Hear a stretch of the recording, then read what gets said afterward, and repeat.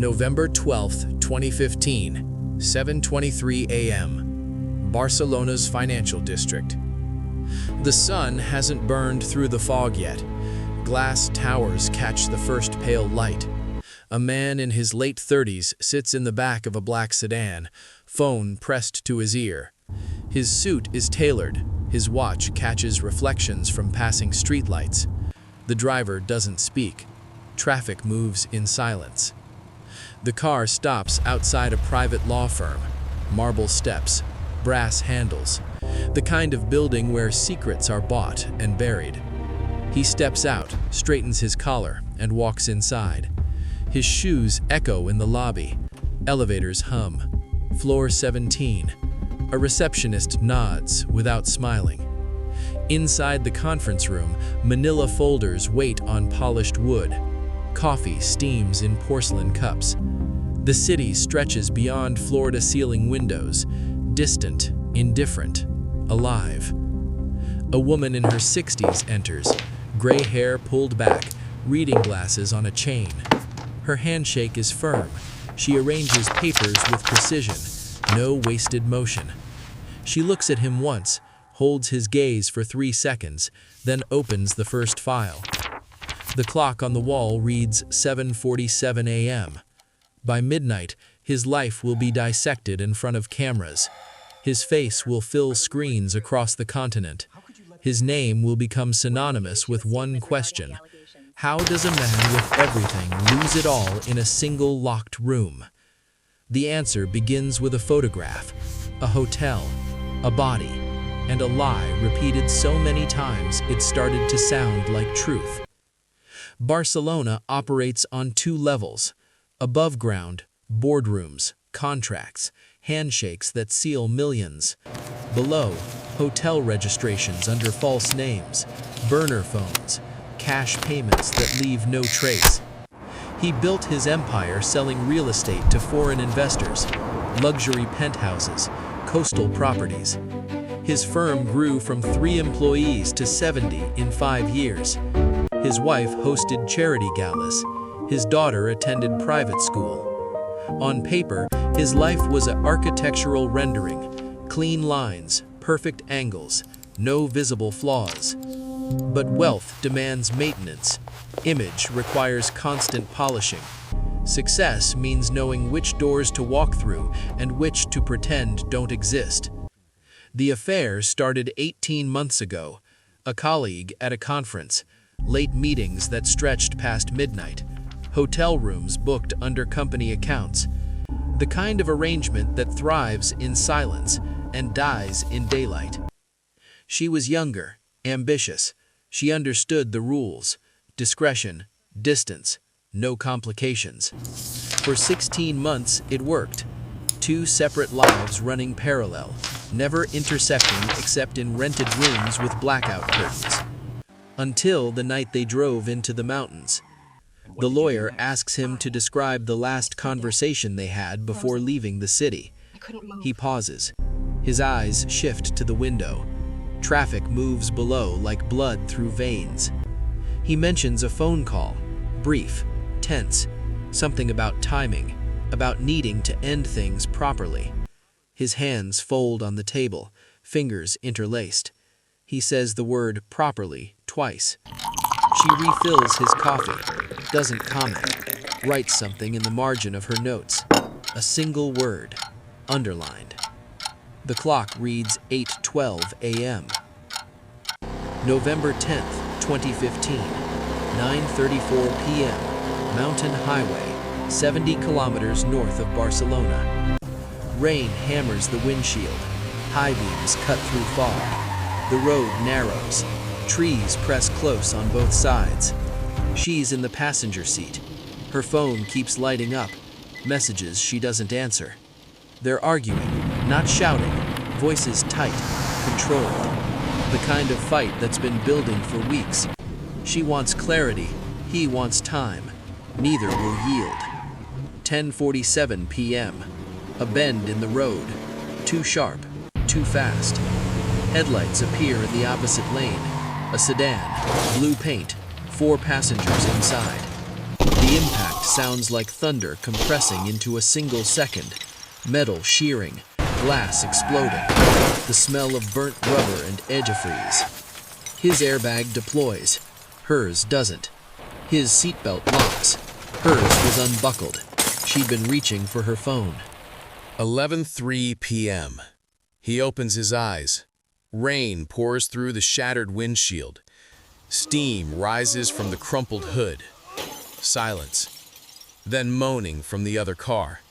He turns. She's slumped against the dashboard. Blood on her temple. Not moving. 11:11 p.m. He pulls himself out. Stands in the rain. Checks the other vehicle. A young man stumbles out. Early 20s. Dazed. Blood running from his nose. He asks if everyone's okay. His voice cracks. The businessman doesn't answer.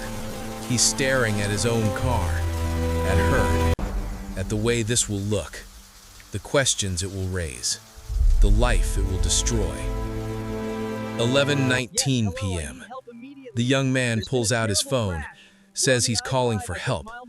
The businessman grabs his wrist, tells him to wait, to think, offers him something. Money, maybe. Silence, definitely. The young man pulls away, stumbles backward, afraid now. 11:24 p.m. What happens next takes 47 seconds. No witnesses, only the rain and the trees, and two men standing in the dark. A wallet falls from the young man's jacket during the struggle, lands in mud. Brown leather, student ID visible through the plastic window, a name, an address, a life summarized in laminated rectangles. The businessman picks it up, wipes it on his coat, slips it into his pocket without thinking. Later, forensic teams will find soil samples, fibers, DNA.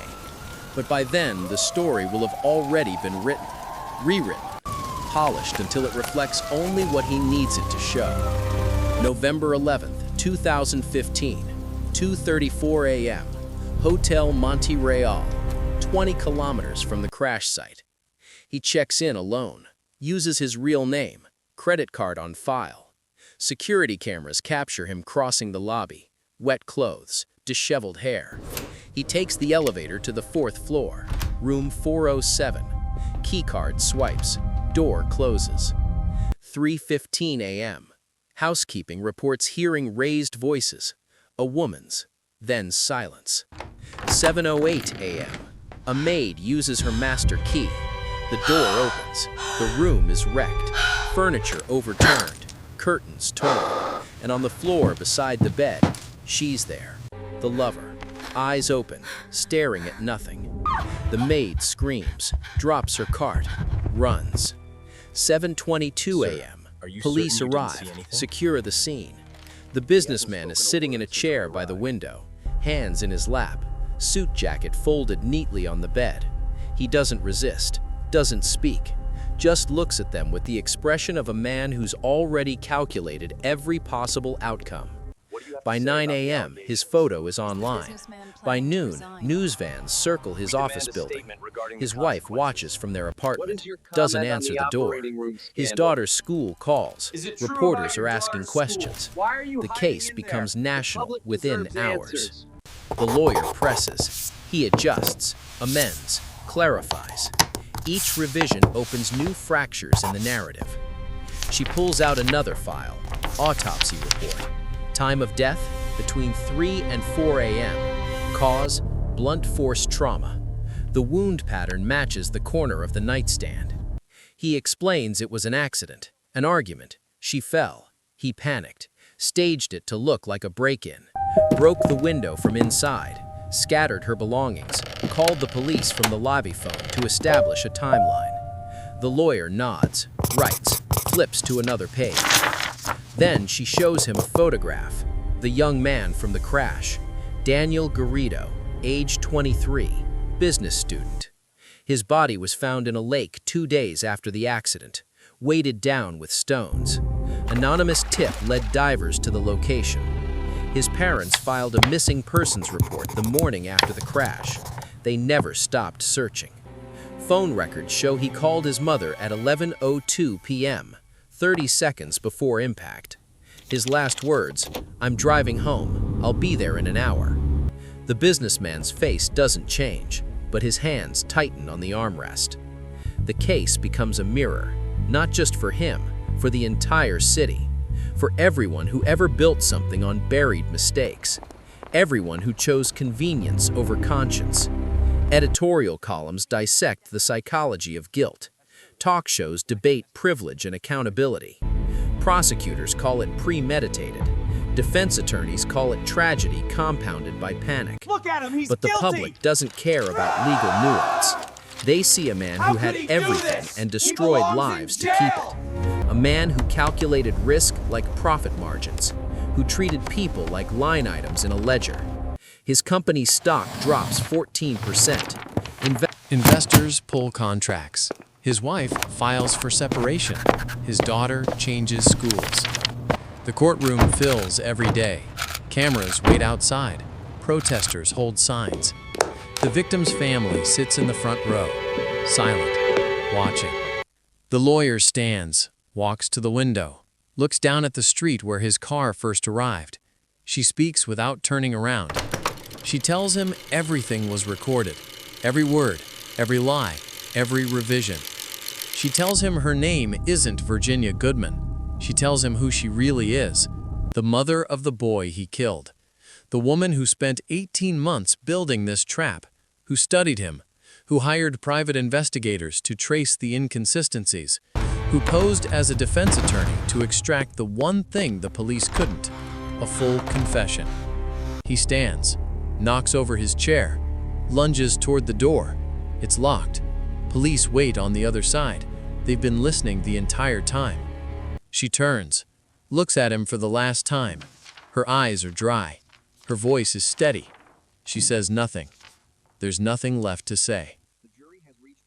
Epilogue. June 2016, Courtroom 11, Sentencing Day. He stands in a gray suit, no tie, hair grayer than it was 6 months ago. The judge reads the verdict, 22 years, no parole for 12. The courtroom empties. Journalists file out. Families leave. The room falls quiet. A single wallet sits in an evidence box. Brown leather, student ID behind plastic, a name, an address, a life that ended on a mountain road in the rain. He closes his eyes. Outside, the city keeps moving. The sun sets behind glass towers. Traffic hums. Neon signs flicker to life. No one remembers the perfect alibi. They only remember what it cost.